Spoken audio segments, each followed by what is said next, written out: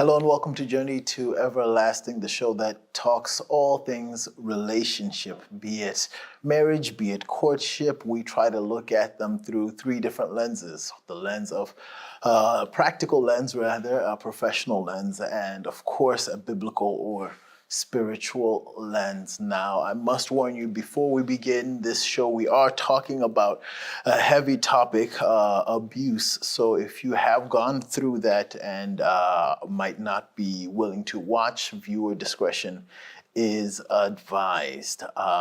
It's a heavy topic, but it is a topic that must be had.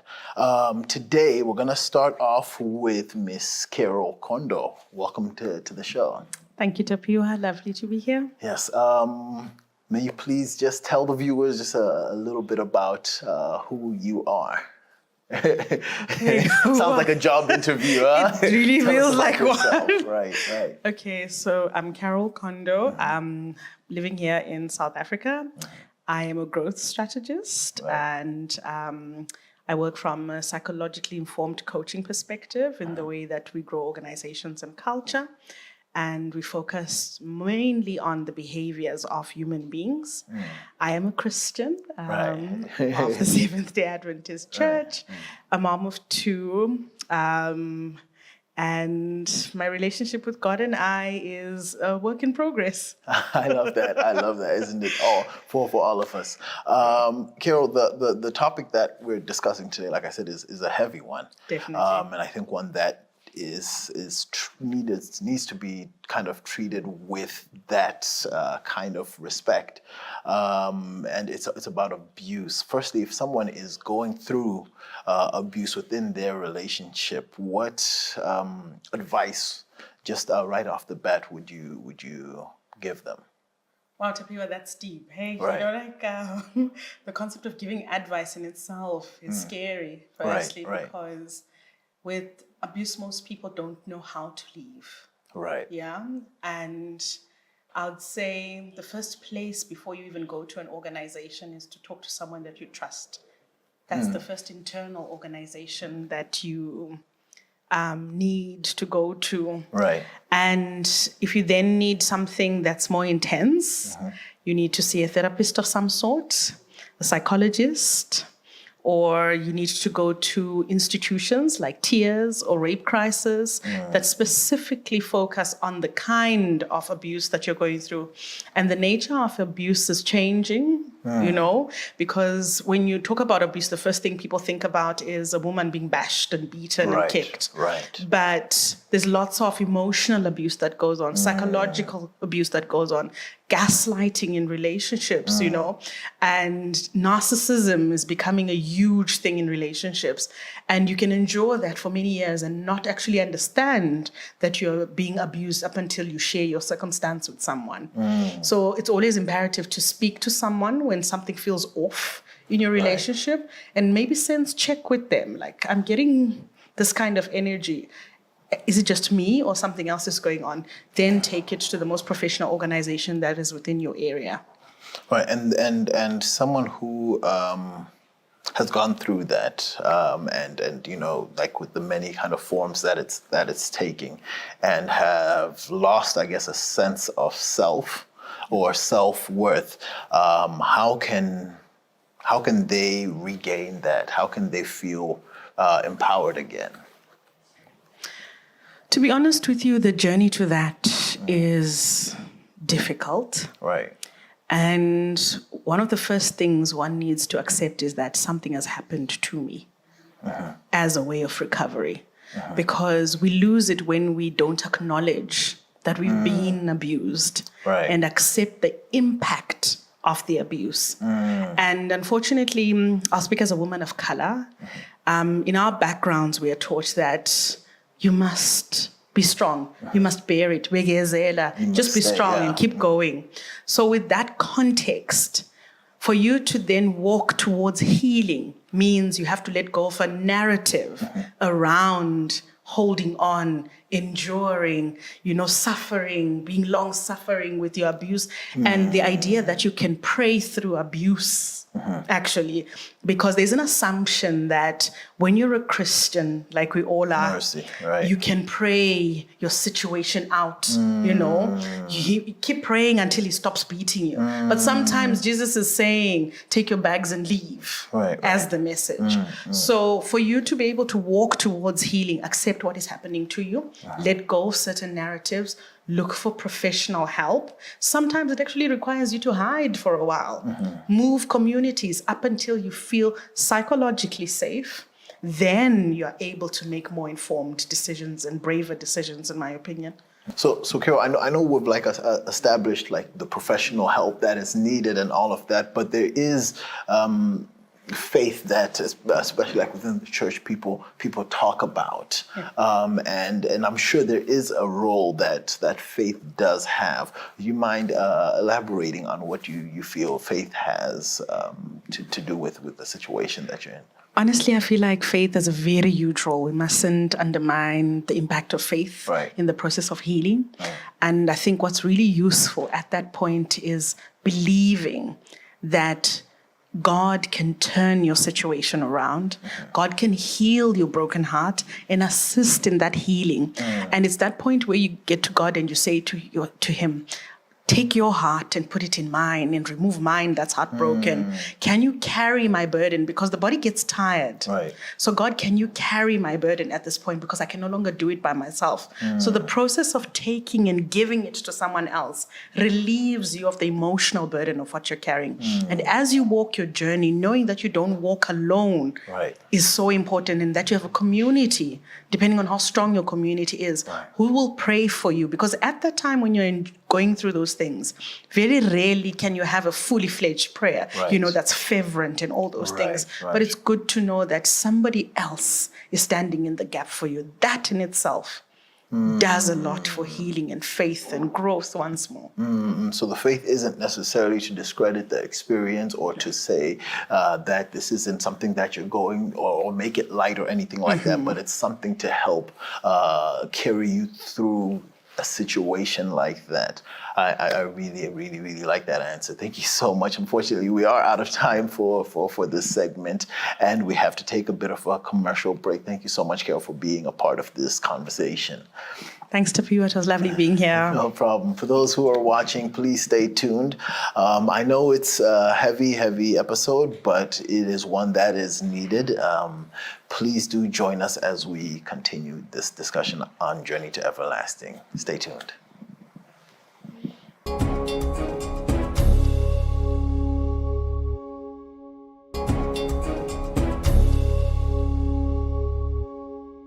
Welcome back to Journey to Everlasting. We are here talking about something that is unfortunately rampant throughout society, which is abuse and betrayal and all of that. Viewer discretion is advised. If it may be a trigger to some of you, advised not to necessarily watch and view this episode. We just spoke to Carol a little bit about the abuse, and now we're moving to a good friend of mine, Paulo Mendes. Welcome to the show. Thank you. Yes. Thank you. Yes, and for those who are seeing your face for the first time, could you please just say a little bit about yourself? Thank you. I'm Paulo Mendes, transformational life coach and relationship coach. I'm originally from Brazil. I've been in Cape Town for 26 years, married to my one wife for 25 years. Today, actually, we're celebrating 25 years wedding anniversary. Thank you very much. And we have two boys, Joshua, 16 years old, and Elijah, 14 years old. Yeah. No, thank you so much for being a part of this conversation and being part of something that is needed to be spoken about. Like I said, we're speaking about abuse. Yes. Something that is very serious, and we're trying to understand the emotional impact that it has. How can someone's bad behavior or someone's abuse, how can that affect the emotional well-being of their person in a relationship? Oh, but it's a big impact is emotionally can be completely destructive. You see, the emotional health of the relationship is based on clean communication, is based on trust, is based on being able to believe in your partner and believing that when you surrender your heart and your dreams and your feelings to that person, you are safe. Right. So being a victim of abuse or betrayal or just a bad behavior in general, it starts to undermine the whole point of the relationship. It starts to undermine, and also the own person's sense of identity and values. You spoke a little bit about communication a little while ago. Can you explain what behavior like this the effect that the behavior like this can have on communication? Yes, because again, following that understanding of the extremes that we tend to fall into. In one side, you get somebody that will become very drawn. They don't talk anymore. They just, okay, yeah. They're afraid of exposing their feelings. They're afraid of trusting their emotions with the other person. On the other hand, in the other side of that coin, you're going to have somebody that becomes cynical, becomes very... every comment is a cynical, I don't trust you, or you're terrible, or you always do this thing. So it becomes very critical and cynic. You know the communication is breaking down. That's the biggest problem because there's distrust. Right, and someone who's like, I guess you spoke about the cynical, they kind of lose trust, they lose hope, and things like that. What are some strategies that perhaps someone has gone through, that someone who's watching has been through a situation that they've been abused, they've been played, they've been betrayed, they've been hurt, and they have lost the trust? What are some strategies that someone can take to gain that? The first step is to rebuild the lines of communication. And for that has to be confession, has to be healing. The person that was the bad behavior originator, right? Because then when the relationship develops on that level, the person that was being abused becomes then also, if they become aggressive, then now both have bad behaviors. If that person becomes the shy, withdrawn one, then they don't want to come into the table for the conversation because they don't trust that the feelings will be validated or honored. So the first thing to do is to rebuild the lines of communication. And by that, there has to be a genuine act of, I understand where I was wrong. I understand what I need to correct. And can you please give me the opportunity to rebuild this line with you? So the first step is to rebuild the lines of communication. And then we work towards building trust. And in that, we work on both identity. Because whether the one that did the bad act or the one that suffered the bad act, it has to do with identity. It has to do with being misled in who I am versus how I behaved. Right. And, that's the problem with, in society, culture, our upbringing. We become labeled by how we behave, and we don't really develop who we are as an identity. Because in your identity, you have your character, your integrity, your values. So we go back to working on that. And I like it. And if I may just take this question a little further, because I think that is in a situation where I guess there is repentance, or someone is the abuser has abused someone and they feel bad or whatever it is, and there is some kind of reconciliation. However, there may be times where that might not be the situation. Someone might have abused someone and they're like, I'm not ready to be in a relationship, or I don't think I'll ever be in a relationship again, or maybe they want to be in a relationship but they cannot find themselves trusting or being open to that. What would you, or what advice could you give, or what strategies can a person like that take? Again, a very good question, and it's something that is very pertinent to this day and age. It's one of the most trendy topics, if you look at Instagram or TikTok in terms of relationships, talking about people that have a narcissistic behavior.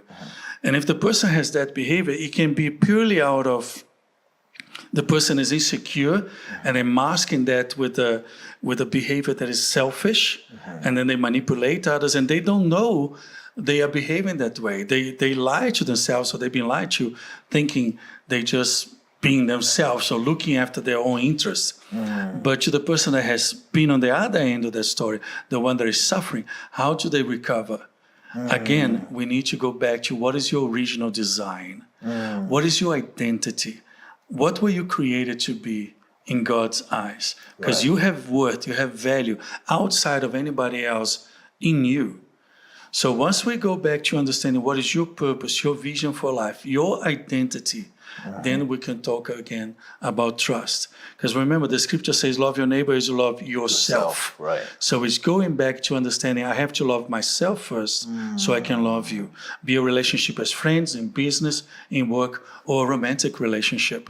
I have to love myself enough to accept you for who you are. And then if I love myself enough, I learn to choose somebody that will complement me in my values, not somebody to fulfill a need that I have, and then I settle for less, for a lesser person. No, I like that answer. Learning to love yourself, remembering your real design. Really appreciate it. Unfortunately, for now, we are out of time. But don't go anywhere, and you also watching, please don't go anywhere, because we're going to be discussing a little more about this in our next segment on Journey to Everlasting. Thank you so much. Please stay tuned, and may you also stay tuned.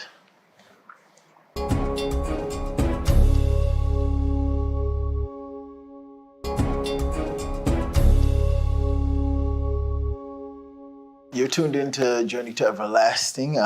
It's a really interesting and deep conversation that we're having today, where we are discussing abuse, we're discussing bad behavior, manipulation, and all that within a relationship. Paulo Mendes is here with us, has been dropping gems, and such gems that we didn't want him to leave. So he's back with us again to further continue this discussion. Paulo, we were discussing a little bit about the implications that behaviors like this, be it abuse, be it manipulation, whatever it is, what it has on a relationship. But what are some, I guess, therapeutic steps one can take to come back from a situation like this? Okay. I love that question, because the first step is to, I don't want to be biased, call me. Right. You get my details. But the first step is to look for help about somebody that holds the values, Christian values. And I'm not talking religion, I'm not talking church talk. I'm talking somebody that really is going to help you from a biblical perspective, but with understanding of the human nature, right? So we don't either go to one extreme or the other. Right. Again, a balanced life, a life of fruits, right? And the first therapeutic thing that I would do is go back to then, as we spoke before, identifying the person's identity challenges. Right? We go back to what are the beliefs that you are carrying about relationship? What are the beliefs that you are carrying about yourself? Are you trying to have a relationship with somebody based on the things you need to fulfill? You're looking for somebody to fill that hole that you have inside of love, of value, of worth? Or are you looking at somebody that you're sharing your love with, sharing your values with, sharing your vision with? So first step in therapy is to understand what are your values, what are your priorities, what are your beliefs, and then getting that part sorted so we can move to the next step. And then once that is worked with both partners, or with the partner that now wants to build a proper relationship, let's say somebody is not married yet and they were engaged, or they were in a serious relationship, that they've been abused, been manipulated, been betrayed, and now they need to learn to trust again, and they need to learn to now look for the right partner. Right. I had a very close friend a couple of years back. She says, please help me find a good man. And I say to her, okay, first I'm going to help you become a good woman. Wow. Right? And she goes, what does that mean? I said, let's make sure you got everything you are meant to be, the way you were on your original design. And then once you are full and ready, you can share that fullness with somebody else, right? So the coaching process, the couples coaching process, it starts with each individual understanding their role separately, becoming healed as individuals. And then if you think of a triangle, not a pyramid scheme, but a triangle, right. and at the base of the triangle, you have each partner, the spouse, the husband, the wife, or the man and the woman, right? And as we look at God on top of the triangle, and God is at the top of the triangle, as we come closer to God and we understand our identity in God, in Christ, then the closer we get to God, the closer we get to each other. Because you're going like this, right? Right. Putting the mic on my face. But so the way to healing in a coaching and therapeutic process is to help each person come to their original design, and in that they start to learn to share with each other honestly, in trust, in good communication, with the right values, with the right principles. Right, and then I think just to clarify, it's not to say that it was the person who was abused fault or anything like that, like they're the reasons or it's the way that they are, but perhaps the abuse that took place broke them down and pulled them a bit further or whatever. They need to kind of rediscover their self-worth and things like that. Am I correct? Absolutely. Yeah, we need to do a rebuilding process on both sides. Right. Something that I found also is that somebody, for example, I dealt recently with two couples that one, the wife cheated on the husband. The other couple, the husband cheated on the wife. And the problem was both of them had broken relationships from the parent side. Both of them had broken upbringings in terms of role model, in terms of parenting and marriage. So when they came to challenges in the relationship, in the marriage, they didn't know how to deal with that. They did what the parents did. Because remember, you look for what is normal to you. Right. So if you grew up in a broken environment, you're going to go back to what is normal to you. So if your values and your beliefs are not corrected, you're going to have intellectual understanding of what is right and wrong, but emotionally, you're going to be misled. Right? Right. So we go back to getting that alignment correct. Aligning the truth with your beliefs, with your values and principles. Right, and I'm so sorry. I'm just looking at because we've been kind of looking at the person who has been abused, the victim. But just out of curiosity and for the sheer conversation, is there an effect that abuse and bad behavior have on the perpetrator, on the abuser? I know we've just kind of been looking at one way, but I'm just kind of curious, and I don't know whether there's even like a definite answer for that. Yeah, the injustice unpunished, the crime unpunished, the bad behavior unpunished reinforces the bad behavior. So when the person is not caught in the bad behavior, and I don't mean anything drastic, but if they're not confronted in the right way by somebody that can hold them accountable, they're going to continue thinking they're right. Or they're going to continue knowing they're wrong, but they're not having to answer for their behavior. Right. So it's just going to perpetuate the behavior. So if the person is not corrected, they're going to continue to hurt others. Right, and you spoke a little bit about what you do and the programs that you have and the therapy sessions that you have had. What other roles does counseling have for people who have gone through this? Both, I'm guessing someone who is an abuser also needs counseling. They need help to, yes, what they're doing is horrible, but there's also help that they can get, be it being arrested or being whatever it is, there is help. But counseling as a whole, what role does it have? Well, it's extremely important, and that's a great question, because if you look at counseling from a clinical psychological approach, or psychiatrists and so on, you're looking at what in the past has caused that person the traumas, and they're repeating those things and so on. So it's a more clinical aspect of it. In life coaching, I do understand all that because I come from psychology, but the approach in couples coaching is, where is the goal, or what is the goal? Where does the couple wants to go, or where do that person now wants to move towards? So we establish the patterns, correct the wrong patterns, build the correct patterns, help the person break the wrong beliefs, the limiting beliefs that were holding them back on the same behavior, be the victim or the perpetrator, be the abused or the abuser, be the manipulated or the manipulator.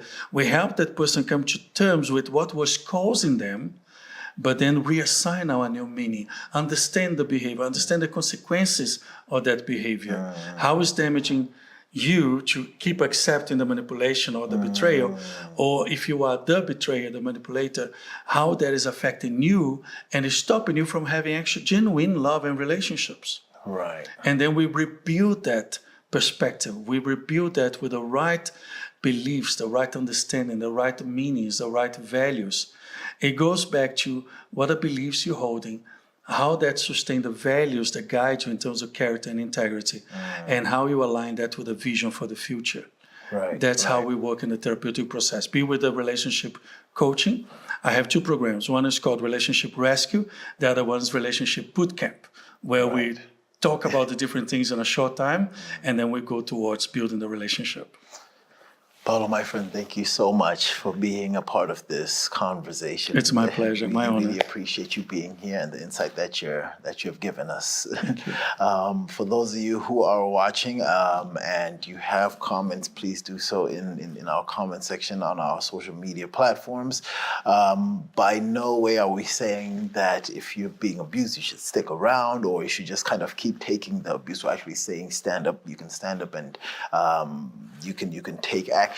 And I think that is the best. And if there's a rebuilding process that is needed, there is programs, there is counseling, there is therapy that is there for you. It's been an intense one, but thank you for sticking with us. And cannot wait to see you again. But for me, Tapiwa, and the Journey to Everlasting team, it is goodbye and God bless.